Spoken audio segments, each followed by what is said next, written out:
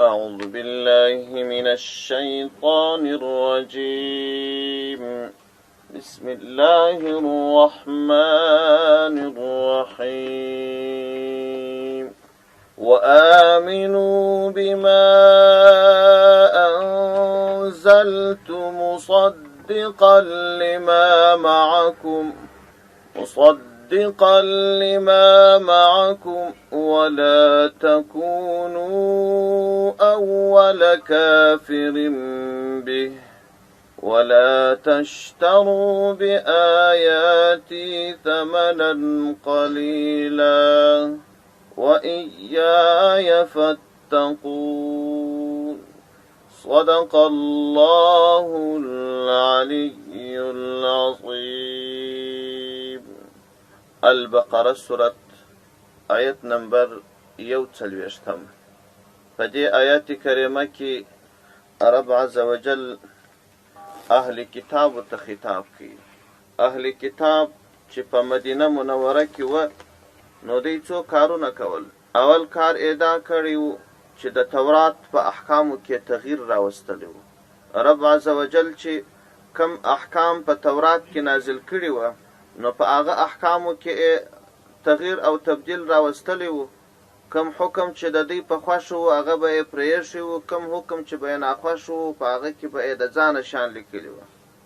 او دوهم کار ادا کړی و چې کله به د یو سرمایه‌داره او د یو چوکۍ والا یو مسله راغله، مثلا یو بد عمل، یو ناوړه عمل چې به یو سردار، یو سرمایه‌داره، یو چوکۍ والا ترسره کړي، د دغسې شتمن کس دپاره به دوی د تورات څخه یو ډول حکم راایستی چې په هغه کې به اساني وه، تر یو کنج به ایستی.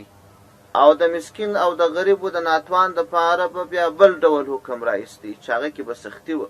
دریم کار ادا کاوی چې کله به یو چا دوی ته پیسې ورکړلې، نو دوی به د رشوت په شکل باندې د دغه پیسو په وجه باندې هغه سړي ته دعوه ورګټل. دا د دوی دغه علماو، دا د اهل کتاب، د تورات او د انجیل پوهانو، دا مشرانو ادا کارونه کول. نو اوس دلته الله جل جلاله په دې آیات کریمه کې درې خبرې دوی ته کوي د درو مقصودو دپاره. اول مقصد دا چې ای اهل کتابو، تاسو ته په تورات کې راغلی دي او په تورات کې لیکل سوي دي چې هر کتاب، هر آسماني دین که د تورات رد کوي هغه مه منئ، او هر آسماني کتاب که د تورات تصدیق کاوه نو تاسو د هغه کتاب تصدیق وکئ، پر هغه کتاب ایمان راوړئ. نو آگاه اوسئ، خبردار اوسئ، دا قرآن چې راغلی دی دا د تورات تایید کی، د تورات تصدیق کی. تاسو پر دې کتاب ایمان راوړئ. تاسو که په خپل کتاب تورات باندې عمل کول غواړئ، نو ستاسو په تورات باندې عمل هغه وخت راتللی سي چې تاسو دا کتاب ومنئ. دا داسې کتاب نه دی چې د هغه کتاب رد کړي، هغه کتاب نه مني، د هغه کتاب تایید او تصدیق کوي. یوه خبره ده، یو مقصد ده. دوهمه خبره دا ورته کوي چې ګورئ تاسو خو دلته په مدینه منوره کې یاست، نو دلته که چیرې تاسې د دې قرآن رد وکړي، تاسو خو علما یاست، نو دا نور په سوونو په زرګونو خلک چې عام خلک دي، سادهګان خلک دي، هغوی خو په دې نه پوهېږي چې دا قرآن حقیقي کتاب دی او که نه دی. هغوی به په تاسو پسې اقتدا وکړي، وایي ځانو هغه چې زموږ علما قرآن نه مني موږ به هم نه منو. نو تاسو لومړني کافران مه جوړېږئ چې مقتدایان د خلکو دپاره په دې باطله کې سئ. خلک په پټو سترګو په تاسو پسې روان سي، هم خلکو نه پوهېږي. تاسو د دې ناروا مقتدایان مه جوړېږئ، د دې کفر مقتدایان مه جوړېږئ. دوهمه خبره دا ورته. دریم مقصد او د دې دریم پوهاوی دا چې خلکو تاسو د خپلې چوکۍ په خاطر پر حقیقت سترګې پټوئ، قرآن ته قرآن نه وایاست، او تاسو و خلکو ته د دعوې ګټلو په خاطر رشوت اخلئ، پیسې اخلئ. دا کار کوئ. دا اصلا تاسو د الله آیاتونه خرڅوئ. د الله په د آیاتو په بدله کې لږ پیسې مه اخلئ. دا ستاسو ستره اشتباه ده. دا درې مطالب او درې مقاصد دپاره په دا آیت کریمه کې الله دوی ته حکم کوي د اهل کتابو ته. ځکه نو ورته فرمایي وآمنو، ایمان راوړي ای اهل کتابو بما په هغه کتاب باندې انزلتو چې ما نازل کړی دی، او دا نوی کتاب نه دی مصدقا تصدیق کوونکی دی، تایید کوونکی دی، لما هغه کتاب لره معکم چې ستاسو سره دی. ستاسو سره تورات دی، دا کتاب داغه تورات تصدیق او تایید کی، داغه کتاب رد نکی. نو آگاه اوسی، خبردار اوسی، تاسې هم پر دې کتاب ایمان راوړئ. اوس نو سړي ته یو سوال پیدا کېږي چې دا قرآن خو 100% د تورات تصدیق نه کوي. ډېر احکام په تورات کې دي هغه منسوخ سوه او په دې دین کې نوي احکام راغلي دي. نو که چیرې د تورات یو حکم لا منسوخ سوی نه وای، نو بیا د بل کتاب څه ضرورت و؟ په هغه تورات به عمل کېدلی. حال دا چې د تورات او د انجیل احکام منسوخ سوه او په قرآن عظیم شان کې نوي احکام راغلل. د دې چې لمنځونه څنګه وه هغسې لمنځونه په دې دین کې نسته. د حج مسله، د روژې مسله، د عشر و زکات و صدقې مسله، دا ټولې بدلې دي. دا کومه دی چې تایید او تصدیق دغه کتاب یې کړی دی، بلکې دغه کتاب رد کړي، هغه یو ډول احکام شي، دلته بل ډول احکام ښودل کېږي. دغه سوال د تفسیر علماو را نقل کړی دی، بیا یې جواب کړی دی او په جواب کې دا ویلي دي چې دا خبره صحیح ده. ځینې احکام د تورات دا له منځه تللي دي او ځینې هغه احکام تایید سوي دي، خو یو د یو شي ردېدل دي، یو نسخه کېدل دي. یو د تورات رد دی، یو د تورات منسوخ کېدل دي. دا قرآن دا تورات رد کړی نه دی، بلکې تورات یې منسوخ کړی دی. منسوخ کېدل دا ردېدل نه دی، بلکې منسوخ کېدل هم تصدیق دی. خپله په قرآن کې ځینې آیاتونه دي چې بیرته په قرآن باندې منسوخ سوي دي. د مثال په ډول باندې په سورة کافرون کې الله عز وجل فرمایي: لا اعبد ما تعبدون ولا انتم عابدون ما اعبد ولا انا عابد ما عبدتم ولا انتم عابدون ما اعبد لكم دينكم ولي دين. زه هغه عبادت نه کوم چې تاسو یې کوئ او نه تاسو هغه عبادت کوئ چې زه یې کوم. نه اوس نه په آینده کې ستاسو خپل دین دی، زما خپل دین. کار به نه سره لرو، ما کار لرئ نه کار لرم. وروسته بیا الله جل جلاله آیت کریمه نازل کړي چې یا داسې نه ده: جاهد الکفار والمنافقین واغلظ علیهم. تاسې د خپل سر نه یاست، کفارو سره جهاد وکړه. ته یا به دا دین منې یا به دې دین ته تسلیمېږې، جزیه به ورکوې، دغسې نه اخلاص. دا خبره نشته چې لکم دینکم ولی دین. خپله یو آیت کریمه په قرآن کې راغلی دی، څه وخت بعد په قرآن بیرته هغه آیت هغه حکم منسوخ سوی دی. دا منسوخ کېدل دا ردېدل نه دي. رد هغه دی چې ته دا خبره وکړې چې هغه خبره درواغ ده، د منلو نه ده. نسخه دا دی چې مخکې حکم هغه و، اوس د څه مصلحت په خاطر باندې دا حکم بدل سو. هغه هم صحیح حکم و، په خپل ځای و، خو اوس ضرورت پیدا سو حکم تغییر وکړي. نو تصدیق د هغه کتاب کوي، ځکه الله جل جلاله فرمایي: مصدقا لما معکم. داسې یو کتاب دی چې تصدیق د هغه کتاب کوي. ای اهل کتابو، هغه کتاب چې ستاسو سره در سره دی. ولا تکونو، او تاسو مه کېږئ اول کافر به، اول کافر په دې قرآن سره. اولین کفار، اولین انکار کوونکي، اولین نه منونکي د دې قرآن مه جوړېږئ. نو اوس بیا سوال پیدا سي چې اولین انکار کوونکي خو په مکه مکرمه کې قریش وه، او دا آیاتونه خو په مدینه منوره کې نازل سوي دي. 10 کاله په مکه مکرمه کې پیغمبر علیه السلام تیر کړل. تر 10 کالو وروسته په مدینه منوره کې دا آیاتونه نازل سوه. نو دوی څنګه اولین کافران سي؟ اولین کافران خو دوی نسي جوړېدلی. اولین کافران خو قریش وه، اولین کافران خو د مکې مکرمې اوسېدونکي د پیغمبر علیه السلام د قوم خلک وه.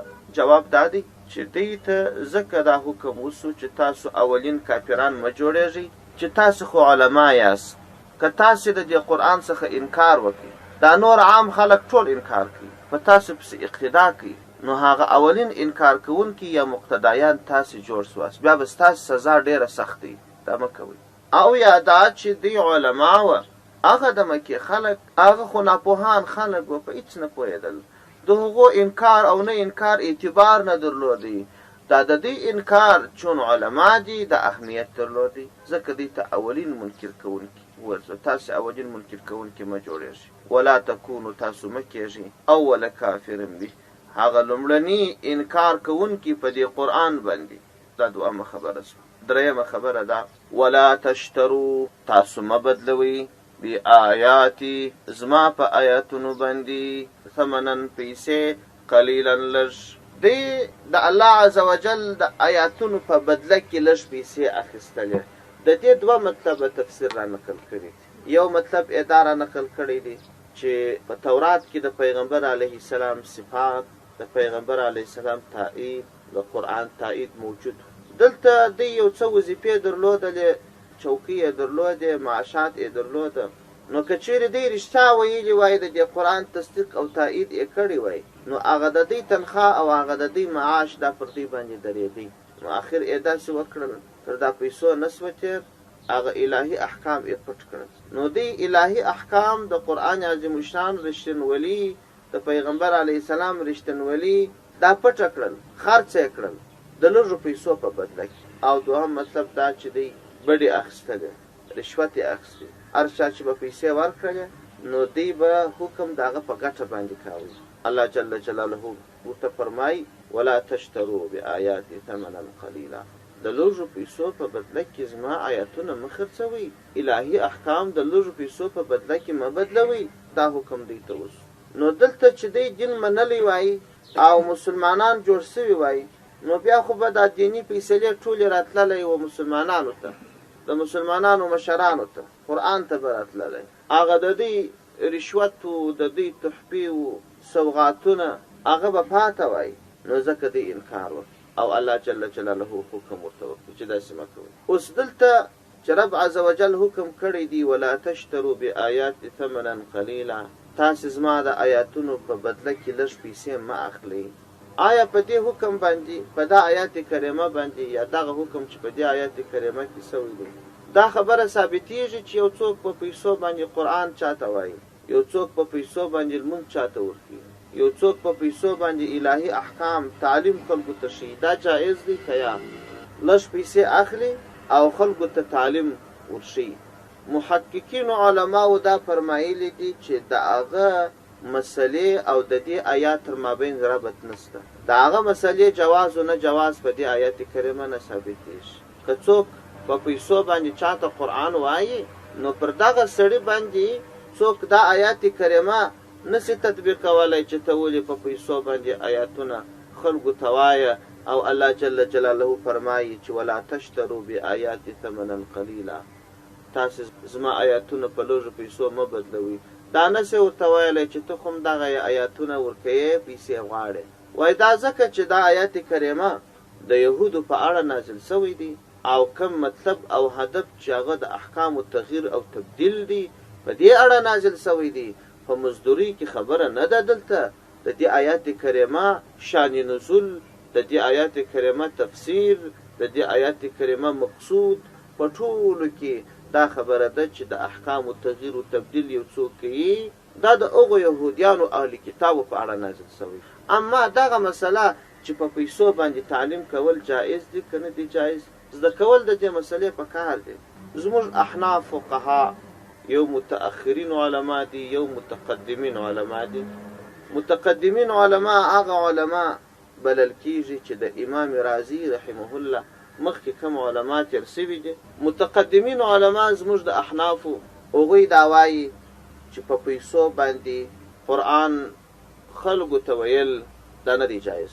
نه امامت په پیسو جایز دی، نه اذان و اقامت په پیسو جایز دی، نه تعلیم و تعلم په پیسو جایز دی. دا د متقدمین علماو اتفاقی فتوا ده. البته وای کچیری یو استاد یو شاګرد ته قرآن ورزده کړي، د هغه شاګرد د لوري څخه د انعام په شکل باندې استاد ته یو شی ورکول سي، هغه جایز دی. دا د متقدمینو علماو خبره درته کوم. د امام ابو حنیفه رحمه الله په مناقبو کې په خیرات الحسان، الخیرات الحسان فی مناقب امام ابو حنیفه النعمان، په دې کې یوه جزیه را نقل کړې ده. وایي د امام ابو حنیفه رحمه الله زوی حماد ته یو استاد سورة فاتحه ورزده کړل. نو امام ابو حنیفه رحمه الله 500 درهم ورکړل. بیا هغه استاد ورته وویل چې دا پیسې خو بیخي ډېرې دي، ما خو دومره عمل نه دی کړی. امام ابو حنیفه رحمه الله په جواب کې ورته وفرمایل چې تا قرآن زما زوی ته ورزده کړی دی، د دې عمل توهین مه کوه. که چیرې زما سره نورې پیسې وای ته غومرې به مې نورې هم درکړې وای.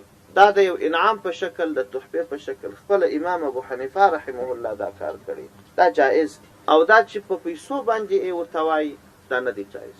متأخرین علما هغوی دا فتوا لیکلې ده، دغه حکم ته تغییر ورکړی دی چې په پیسو باندې تعلیم و تعلم کول، خلکو ته په پیسو باندې قرآن ورزده کول، امامت کول، اذان و اقامت کول، دا جایز. وجه دا ده چې په پخوانیو وختونو کې چې اسلامي خلافت قائم و، نو هلته د بیت المال څخه علماو، داعیانو، مبلغینو، معلمینو ته د دولت د لوري څخه معاش اولو. د ټولو خلکو که په ښار کې دي که په صحرا کې دي، استادان او معلمین چې ماشومان ته به قرآن ورزده کاوه، دې ته دولت خپله بودیجه درلودل، د خوراک او د څښاک او د اوسېدو د ضرورت پیسې ورکولې، امامانو ټولو ته یې ورکولې، علماو ته یې ورکولې. کله چې حکومتونه سره خراب سوه، بېدینۍ ډېرې سوې، د علماو، د مدارسو، طالب العلمانو د دې دپاره هغه حکومت چې څه کول هغه یې پرېښول. نو اوس که چیرې علماو، قاریانو، حفاظ دا پیسو ګټلو ته مجبوره سي، کسب ته مجبوره سي، نو دا د دین سلسله به وش کېږي، د خلکو څخه به تعلیم و تعلم د قرآن لاړ سي. ځکه نو متأخرین علما وایي چې دغه علماو ته چې پر امامت معاش اخلي، او یا د قرآن پر زده کړه معاش اخلي، او یا پر اذان و اقامت معاش اخلي، پر دې باندې معاش اخیستل، تنخواه اخیستل جایز دي. پر دې باندې د امت ټولو علماو اتفاق کړی دی. البته که یو څوک یوازې قرآن د ایصالي ثواب دپاره یو چاته په مزدوري وایي، دا نه دی جایز. سړی بل چاته ووایي چې زما خو قرآن نه دی زده، ته راسه دلته کښېنه زما دپاره قرآن ووایه د دغو پیسو په بدله کې، دا نه دی جایز. د ایصالي ثواب په نیت باندې قرآن ویل، هغه که په لمانځه کې وي که د ختم په شکل وي، دا نه دی جایز. اوس نو سړي ته سوال پیدا کېږي چې دا ختمونه خلک کوي، دا خو د ایصالي ثواب په نیت، تعلیم و تعلم خو نسته. سړی د 15 حافظان راولي یا 20 حافظان راولي یا طالبانو ملایان راولي کور ته، هغوی ختم کوي، قرآن خلاصوي، بیا دی ډوډۍ ورکوي، پیسې هم ورکوي. دلته خو تعلیم و تعلم نسته، دلته خو ضرورت نسته، دلته خو د ایصالي ثواب دپاره دی. دغه جایز دی که نه دی جایز؟ په دې اړه باندې علماو اختلاف کړی، او دا خبره یې راجحه کړې ده چې دغه کار که په د معلومو پیسو په بدله کې وکړي نه دی جایز. وایي حافظانو تاسې راسئ، زه تاسې ته 100 افغانۍ درکوم او غرمه ډوډۍ درکوم، تاسې به ما ته قرآن دا ختم، یا زه 50,000 افغانۍ درکوم، والا 1 یا 2 قرآن را خلاص. که چیرې دغسې اجره معلومه وه او عقد د دوی تر مابین وو، نو بیا دغه قرآن په دغه ټاکلو پیسو باندې ویل حرام کار. همدا ډول حافظ صاحب که چیرې په روژه کې تراویح ورکړي او دغسې پیسې ورسره وټاکي چې زه تاسو د پیسو په بدله کې د قرآن په لمانځه کې در ختموم، دا نه دی جایز. او که چیرې مزدوري ورسره ونه ټاکي،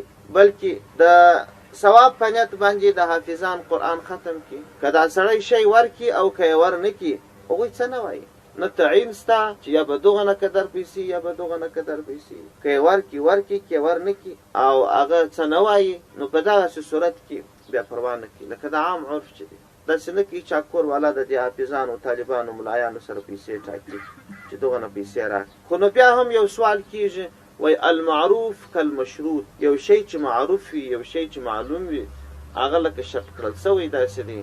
نو دلته خو د دې حافظانو دا یقین دی چې موږ ته ډوډۍ راکوي، موږ ته پیسې راکوي. که یې دا یقین سي چې موږ ته ډوډۍ نه راکوي، موږ ته پیسې نه راکوي، ممکن ډېر لږ خلک وایي. بیا هم د دې خو دا جواب کړی دی چې معروف هغه ته ویل کېږي چې تعین یې مشهور وي. لکه اوس د دې ځای څخه بازار ته خلک ځي، دا ټوله ټکسي والا 10 افغانۍ یا 15 افغانۍ غواړي، دا معلوم دی، ټول د دنیا ته معلوم دی چې ټکسي والا دغه نه پیسې ته فلانکي ښار غواړي، دومره ته فلانکي ښار، د لوی ولې څخه تر عیدګاه دروازې دغه نه غواړي ټکسي والا، کابل اډې څخه تر شهیدانو چوک دغه نه پیسې غواړي. دا ګرد کرایه خلکو ته معلومې، دا چې ختم کوي په دې ختم کې خو نو دا پیسې نه دي معلومې. نو ته ولې وایې چې المعروف هم خو معروف نه دي، د دې دپاره ټاکلې پیسې نسته. خو نو بیا هم د اشتباهي شیانو څخه ځان ساتل ښي.